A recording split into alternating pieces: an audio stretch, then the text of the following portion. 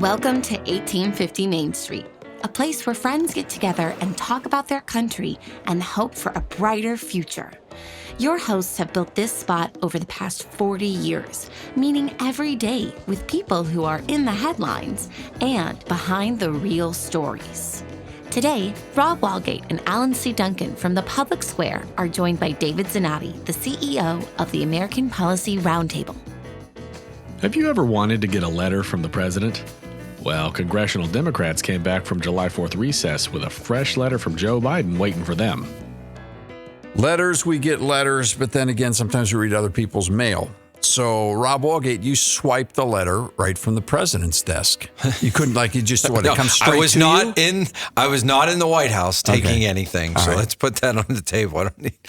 I didn't breach security in any way, shape, or form. But the president released a letter on moments ago from the time we're in studio. Yeah, Monday, July 8th. He released a letter addressed to fellow Democrats because he knows that Congress is resuming the week after the 4th of July, Independence Week, after their break. He knows they're coming back, and he knows what the rumblings have been inside the Beltway. And many of those rumblings have been, it's time for the president to move aside. They want him to get out of the way. They want him to step down. And he wants to respond to that quickly. And he has, with a letter. He wanted to jump them. Two-pager. But it's written to Democrats. It's written to fellow Democrats. All right, so this is to members of the House and Senate?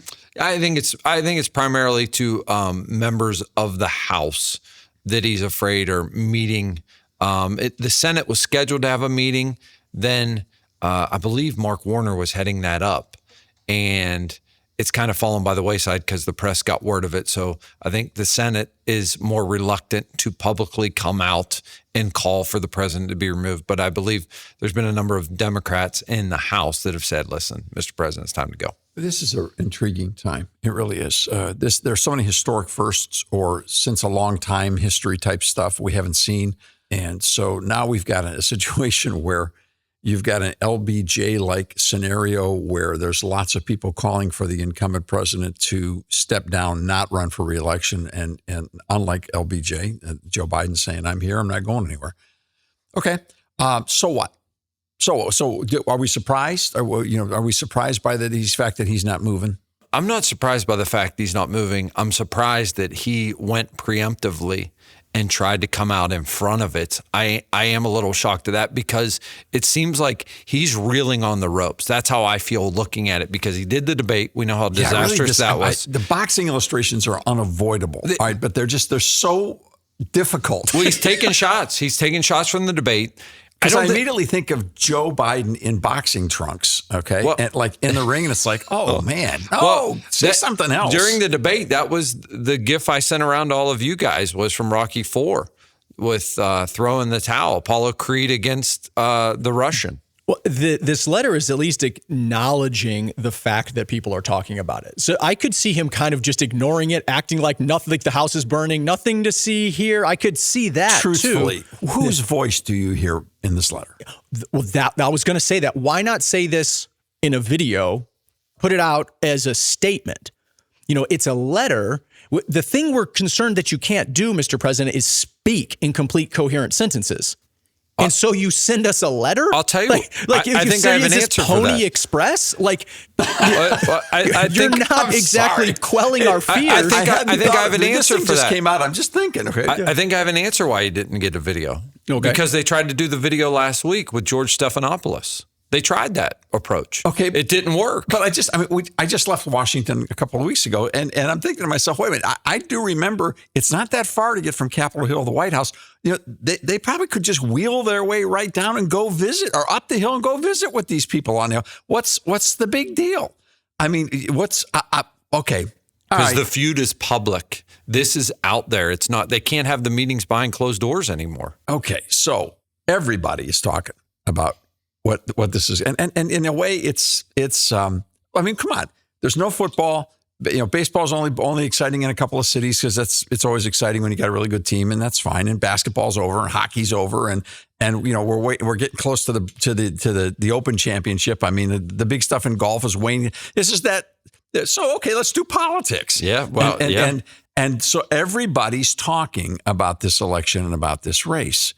What's interesting to me is that this is such a campaign-oriented piece about beating Donald Trump. It's really not saying, look, I want you to know that I've got doctor stuff. I'll bring it to the Hill. I want to sit down and meet with you. I know that I had a poor performance on the debate, and that's caused a lot of question. Let's meet at lunch. I'll be there. You're all welcome. And I'll take all your questions. Or I'm going to be in a series of lunches because there's too many of you for me to meet with and talk to. So we're going to have 5 lunches this week. I'll be on the Hill every day this week. And if you want to come talk, I'm right there for you. And I understand.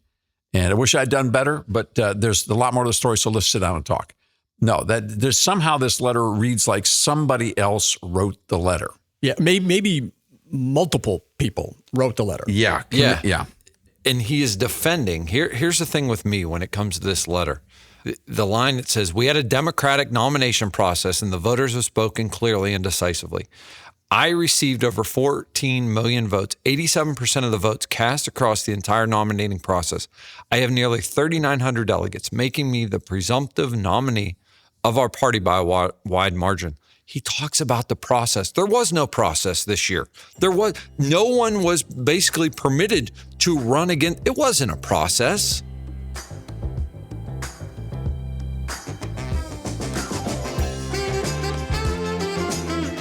When you subscribe to 1850 Main Street, you're the first to find out what's happening next with new guests, publications, and events. And when you spread the word about 1850 Main Street, you're helping others find real answers to the real questions facing America right now. To learn more, visit 1850mainstreet.com. And please, tell a friend.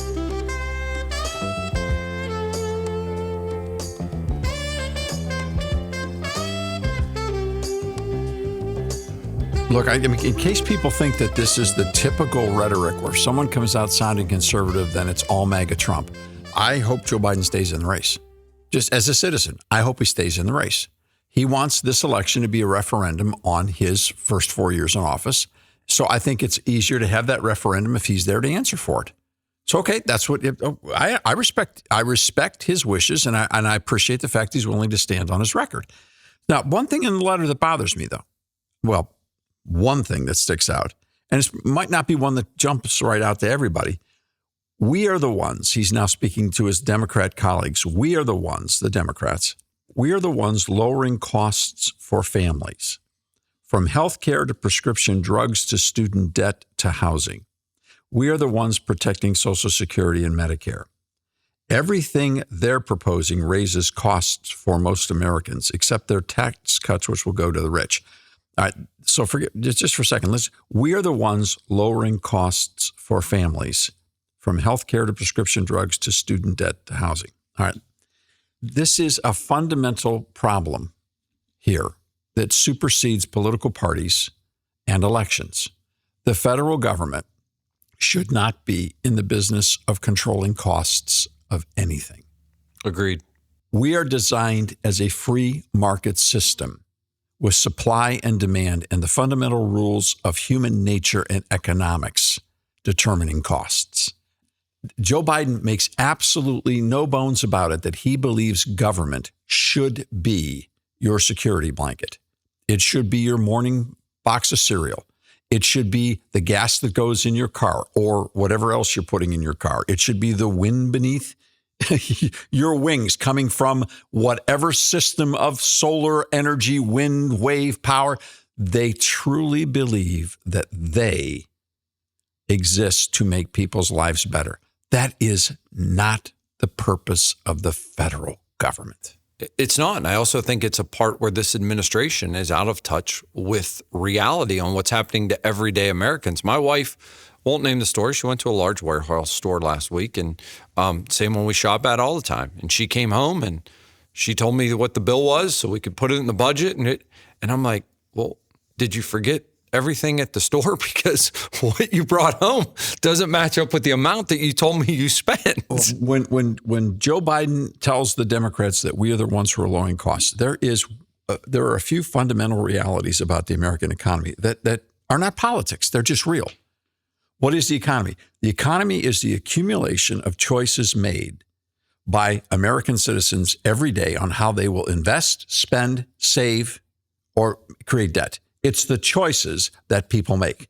That's our economy. So really, the government really has one of two options: either get in the way of that and make that more difficult, or get out of the way and let people live. Right. Now, the fear is if we get out of the way, well, there's bad people out there. They'll take advantage of others. Yeah, and you know what? There's a lot of really bad government programs that are taking that are hurting others as well. Well, I don't think anyone's arguing for literally no regulation. Exactly. You shouldn't be able to put sawdust in bread. And the rules are designed to try to keep. Just the kidding. rules are designed to try to keep things fair. We get that. So we always cast it as, one or the other. But the economy is, we're a consumer-driven economy. So when Joe Biden's energy policies arbitrarily, with the artificial hand of government coming in for political purposes, comes in and literally steps on the line of the single most important element that controls costs across the board, which is energy costs. When Joe Biden turns around and shuts us down in regards to fossil fuels and all the progress that was being made, and drives energy prices across the board through the roof, then he says they're lowering costs. That's just a crock. And what's really sad about it is that it's stupid. It's stupid. You have to understand that thought is so fundamentally wrong. And so blatantly obvious that you can only call the idea stupid. Or he thinks you're stupid to believe it. And the frustrating part for me is the government, the same government that he talks about supposedly being responsible for lowering these costs. In many instances in states, that same government is responsible for lottery programs that are sucking money out of the poorest neighborhoods. They're responsible for liquor as a state product in many states. That same government is responsible for that and the distribution of that in some of our poorest communities. The government has done a job in preying on those that are less fortunate, not helping prop them up. So there's a worldview crisis that comes seeping out of this letter. Of course, it comes seeping out of both campaigns. Now, again, this cannot be interpreted as to say that we shouldn't put every single idea that Trump and his allies bring forth through the same worldview grid and the same practical historical analysis. Like, for example, the idea that when Donald Trump became president in 2016, he had the House and the Senate and the White House and had to do everything through executive orders because he could muster enough votes in the House, but he couldn't get past the filibuster in the Senate. And so he was left with executive orders. This is something that any thinking person who understands the Constitution and civil liberty has to say is wrong. It doesn't matter whether it's a Democrat or a Republican. So when these candidates make these promises that when I get elected, I'm going to blah, blah, blah, blah, blah, the only question that has to be on the table is, do you have 60 votes in the Senate? Because if you don't, then you're lying through your teeth, period. It's just that simple. Or are you willing to change the rules so you don't need 60 votes in the Senate? I would love to see someone answer that, and it honestly. only takes 51 votes. It does. To stop the filibuster. Yes. And we've seen this change before. Yes. When it comes to the court nomination process, confirmation process. So we have a constitutional crisis. Nobody in the conservative world wants to talk about it. They hide behind the filibuster as if it was something that Thomas Edison gave to us that has changed the world for the better. The filibuster is another idea that you could only say is an absolute flaming crock. It's deception. It's deceit. It's not in the Constitution. It's morphed into a pure tool from what it was originally designed to be into a pure tool of the control of Senate leadership in both parties.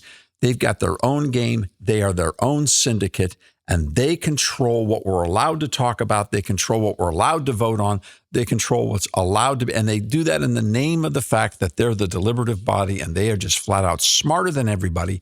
Let me tell you, if you're that smart, then we ought to be able to trust 51% of you. If you're that smart, why do we need 60% of you? I argue we'd have more turnover if we got rid of the filibuster, the reason for that is senators would then have to run on their record on what they actually vote for, not what they talk about. And here's the thing. It terrifies Republicans because they know that they may not have enough votes out there to get to 51 Senate seats. It terrifies them. And so they want to hide behind the filibuster. They want to hide behind their leadership cutting backroom deals so that nothing can get done, nothing can be corrected, nothing can be solved. Right? This is the reality. And so they do the shortcut thing, which is executive orders. This is a constitutional crisis. Nobody wants to talk about it in our country. Conservatives run from it. Cable news people hide behind the filibuster. Like I said, like it's some kind of special security blanket that your nana gave you when you were 4 years old and you don't want to lose it. So take it to college with you. All right. These people they're constitutionally, historically, philosophically wrong. And we can't handle the truth on this one.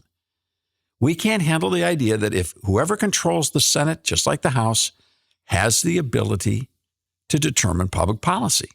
We'd rather put it into some kind of a pinball game which bounces around a million different ways and hope you save it with the flippers in the end. So with this letter, will Joe Biden be the one that's on the ballot? Will that save him in the nomination process? Who knows? The drama continues. Want to know more? Links to the articles discussed here today are in this episode's description. The conversations are just getting started. To get connected, check out 1850mainstreet.com. We don't data mine anyone or sell your information. Subscribe today so you don't miss a single conversation. We'll see you next time here at 1850 Main Street.